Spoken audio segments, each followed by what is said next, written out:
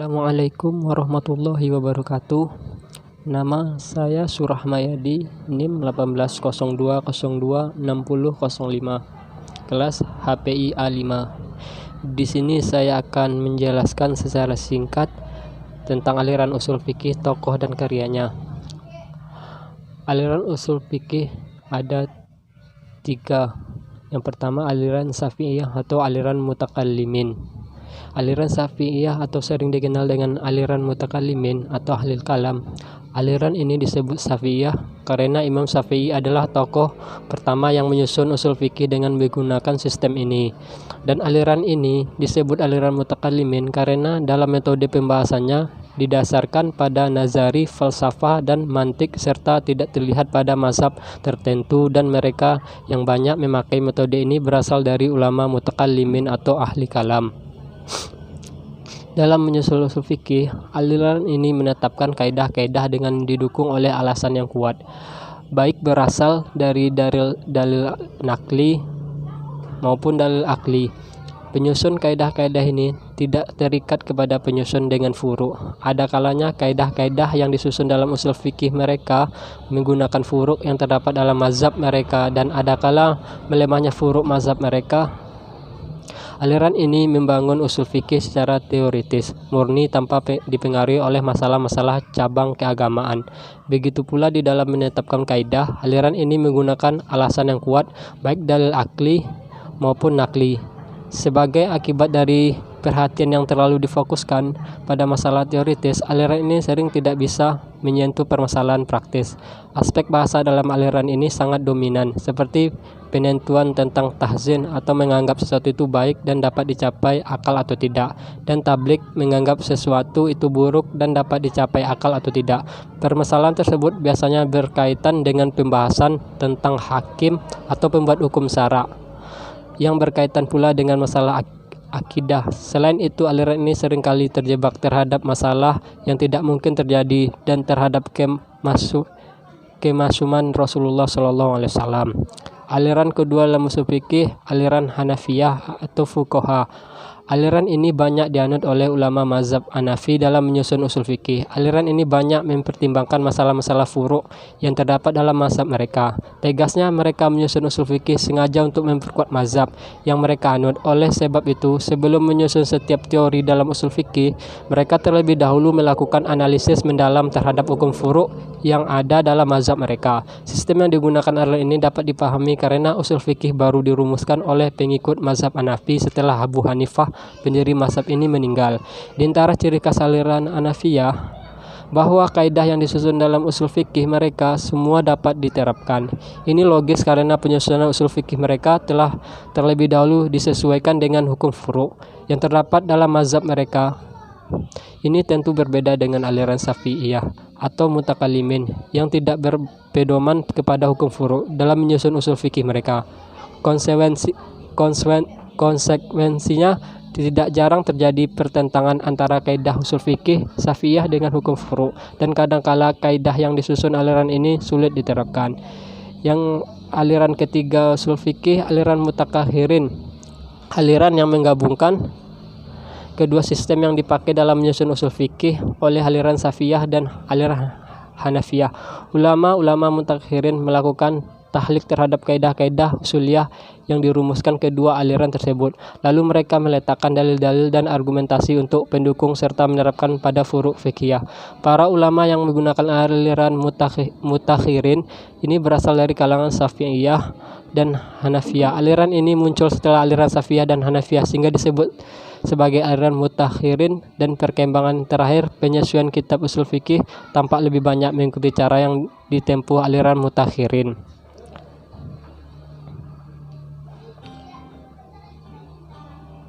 Selanjutnya, mazhab Hanafi atau Hanafiyah didirikan oleh Nu'man bin Sabit atau yang lebih terkenal dengan nama Abu Hanifah. Ia wafat 767 Masehi. Pemikiran hukumnya bercorak rasional. Mazhab ini berasal dari Kufah, sebuah kota yang telah mencapai kemajuan yang tinggi di Irak, sehingga persoalan yang muncul banyak dipecahkan melalui pendapat, analogi, dan kias kafi. Karyanya yang terkenal adalah Fiqih Al-Akbar. Mazhab Hanafi merupakan mazhab fikih dengan jumlah pengikut terbesar di dunia, dengan jumlah pengikut sebanyak 675 juta jiwa. Negara-negara dengan pengikut terbanyak mazhab ini adalah Pakistan, India, Bangladesh, Turki, Afghanistan, dan Uzbekistan. Pada masa Turki Utsmani, mazhab ini merupakan mazhab resmi kerajaan. Murid atau pengikutnya yang terkenal adalah Abu Yusuf, yaitu guru Imam Ahmad As-Syaibani, yaitu guru Imam Syafi'i, Abu Mansur Al-Maturidi, Jalaluddin Al-Rumi, dan Bahuddin Naksaban.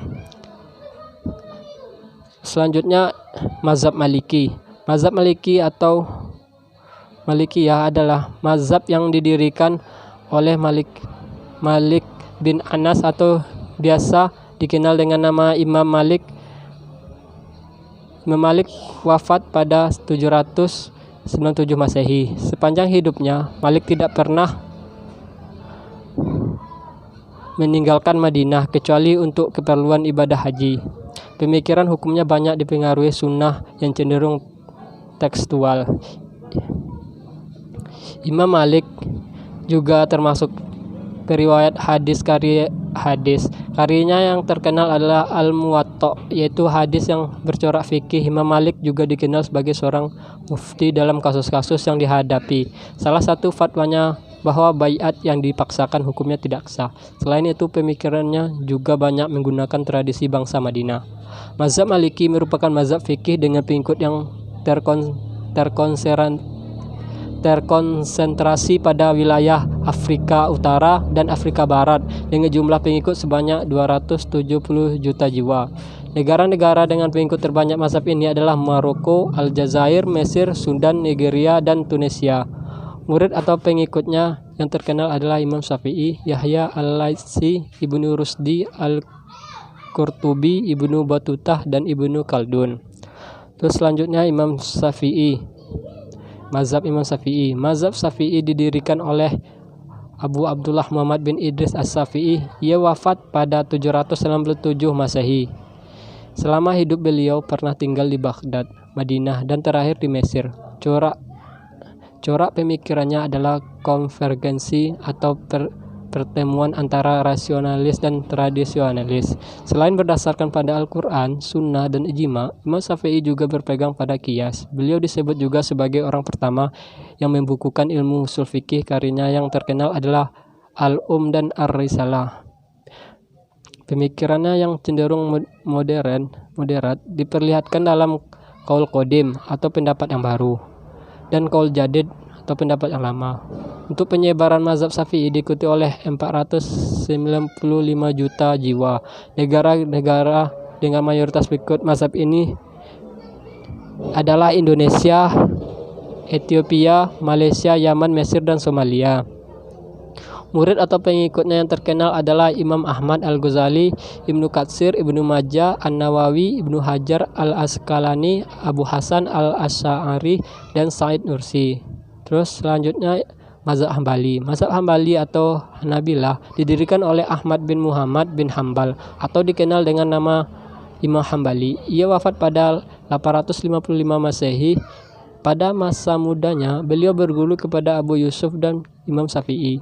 Corak pemikirannya tradisionalis. Selain berdasarkan pada Al-Quran, Sunnah, dan ijtihad, beliau juga menggunakan hadis mursal dan qiyas jika terpaksa. Selain sebagai seorang ahli hukum, beliau juga seorang ahli hadis. Karyanya yang terkenal adalah Musnad Ahmad, kumpulan hadis-hadis Nabi SAW. Mazhab Hambali merupakan mazhab fikih dengan pengikut terkonsentrasi di wilayah Teluk Persia dengan jumlah pengikut sebanyak 41 juta jiwa. Negara-negara dengan pengikut terbanyak mazhab ini adalah Arab Saudi, Uni Emirat Arab, dan Qatar. Murid atau pengikut yang terkenal adalah Imam Bukhari, Abdul Qadir Al-Jailani, Ibnu Qudamah, Ibnu Tamiyah, Ibnu Qayyim Al-Jauziyah, Az-Zabahabi, dan Muhammad bin Abdul Wahhab. Terus yang selanjutnya mazhab Syiah. Menurut terminologi dalam Islam memiliki arti bahwa merekalah yang menyatakan bahwa Ali bin Abi Thalib itu adalah sahabat yang paling utama di antara para sahabat yang lain yang memiliki hak untuk memegang kekuasaan kepemimpinan atas kaum muslim dan juga dengan anak cucunya. Pada umumnya Syiah menolak kepemimpinan dari 3 khalifah yang pertama. Sedangkan mazhab Syiah Zainidiyah, termasuk Syiah yang tidak menolak kepemimpinan dari 3 khalifat sebelum Ali bin Abi Thalib. Di antara imam yang 5 itu adalah Ali bin Abi Thalib 600 sampai 601 yang dikenal dengan Amirul Mukminin, Hasan bin Ali 675 sampai 669 Masehi yang dikenal dengan Hasan al-Mujtaba, Husain bin Ali 626 sampai 680 Masehi yang dikenal dengan Husain as-Syahid.